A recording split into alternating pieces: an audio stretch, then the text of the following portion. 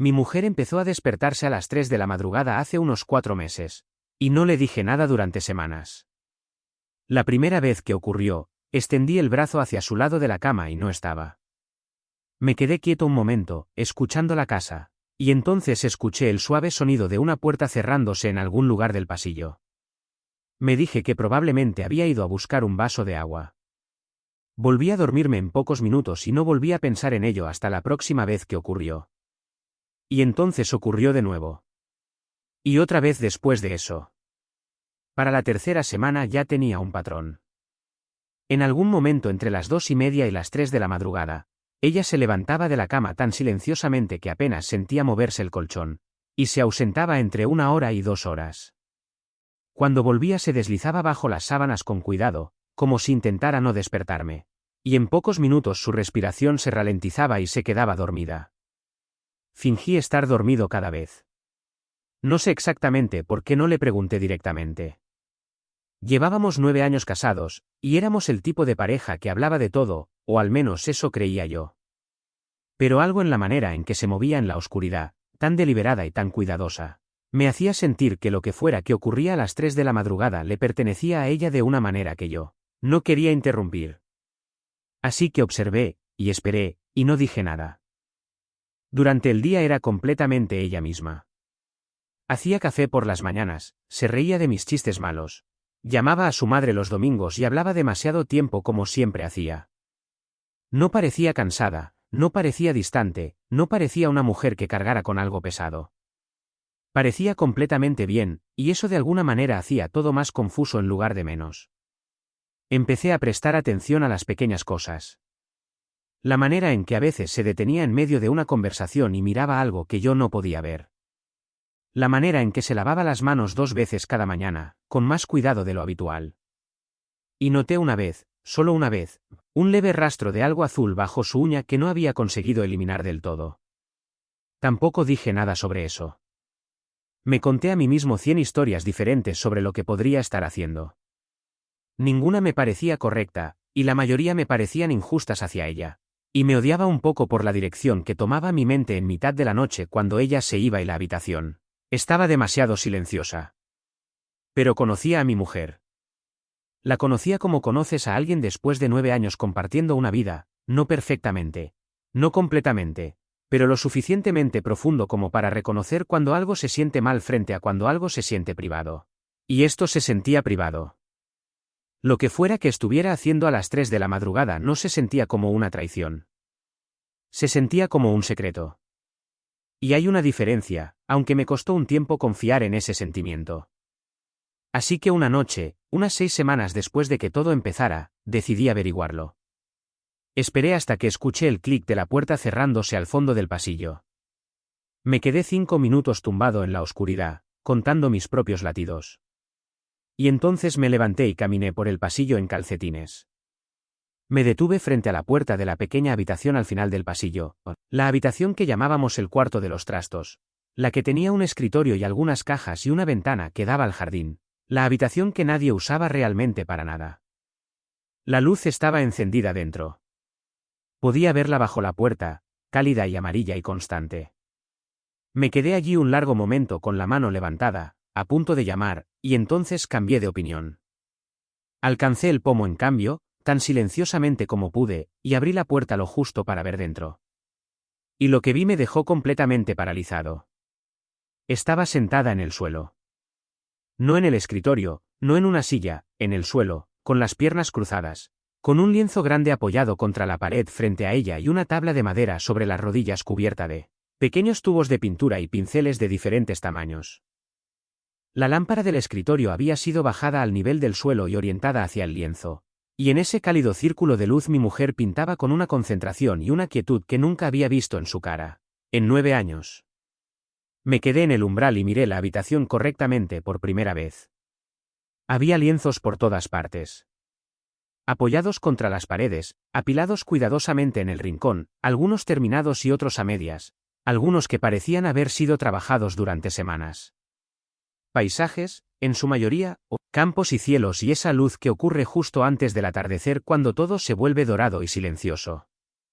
Pero también rostros. Pequeños estudios de rostros, pintados con una suavidad que los hacía parecer recuerdos más que retratos. No tenía ni idea. Había vivido con esta mujer 9 años, dormido en la misma cama, comido en la misma mesa, compartido cada martes ordinario y cada conversación difícil, y no tenía ni idea de que ella podía hacer esto.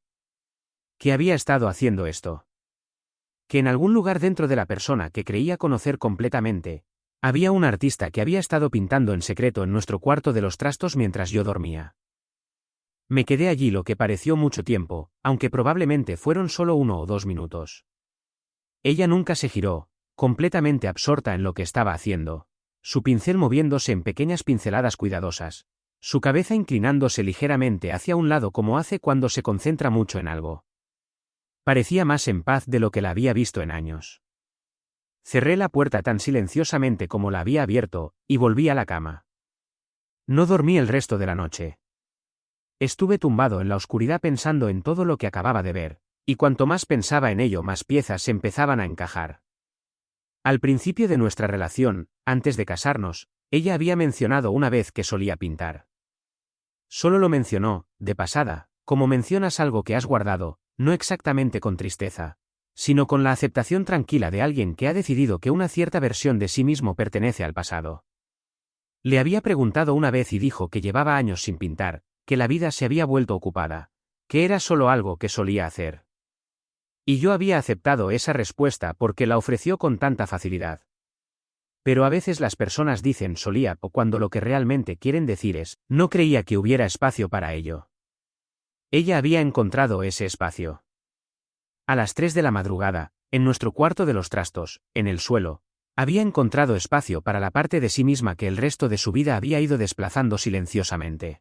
Pensé en todas las mañanas que se había levantado antes que yo para empezar el día. En todos los fines de semana que había organizado y planificado y sostenido. En todas las veces que había dejado algo suyo a un lado para hacer espacio para todo lo demás. Y pensé en ella en esa habitación, sola, en mitad de la noche, pintando paisajes que nadie había visto nunca. Y algo en mi pecho se tensó tanto que casi dolía. A la mañana siguiente esperé hasta que se fue al trabajo. Y entonces me senté a la mesa de la cocina con el ordenador y empecé a buscar. Me llevó casi todo el día. Hice llamadas, hice preguntas, conduje por toda Sevilla para ver espacios que no eran correctos y luego uno que era casi correcto y luego uno que era exactamente correcto. Un pequeño estudio en el segundo piso de un edificio cerca del Parque de María Luisa, con grandes ventanas orientadas al norte como siempre quieren los artistas, y buena luz todo el día, y paredes limpias y blancas y esperando. Firmé los papeles esa tarde. Recogí las llaves de camino a casa. No dije nada en la cena. Hablamos de cosas ordinarias, su día, mi día, algo gracioso que le había pasado a una compañera suya. ¿Qué íbamos a hacer ese fin de semana? Estaba relajada y cálida y completamente ajena a todo. Y yo la miré desde el otro lado de la mesa y pensé en lo poco que a veces sabemos sobre las personas que más amamos, y en cómo eso no siempre es un fracaso.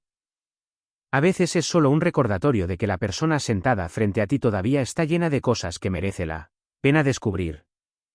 A la mañana siguiente, antes de que estuviera del todo despierta, puse las llaves en la mesilla de noche de su lado de la cama. Las vio cuando buscó el teléfono. Las cogió y las miró un momento, confundida, dándoles vueltas entre sus manos. Dijo, ¿qué son estas?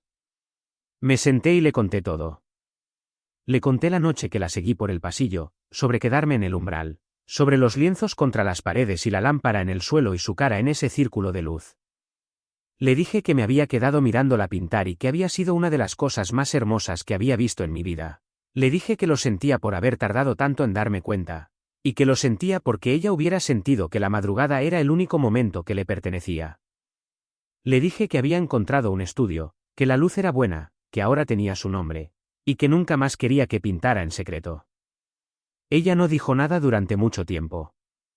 Solo se quedó ahí sentada con las llaves entre las manos, y vi cómo su cara atravesaba algo para lo que no tenía palabras, sorpresa primero, y luego algo más suave y más profundo que reconocí como esa emoción particular que aparece cuando alguien te ve, de una manera que no sabías que necesitabas ser visto. Y entonces me miró, y sus ojos estaban llenos de lágrimas, y dijo, ¿cómo sabías que esto era lo que más necesitaba? Le cogí la mano y le dije, porque tú eres lo que más atención me merece en este mundo. Y debería haberte prestado más atención hace mucho tiempo. Apoyó la cabeza en mi hombro y no dijo nada más. Y nos quedamos así juntos en el silencio de la mañana, con las llaves todavía en su mano, hasta que el sol entró completamente por la ventana y el día comenzó.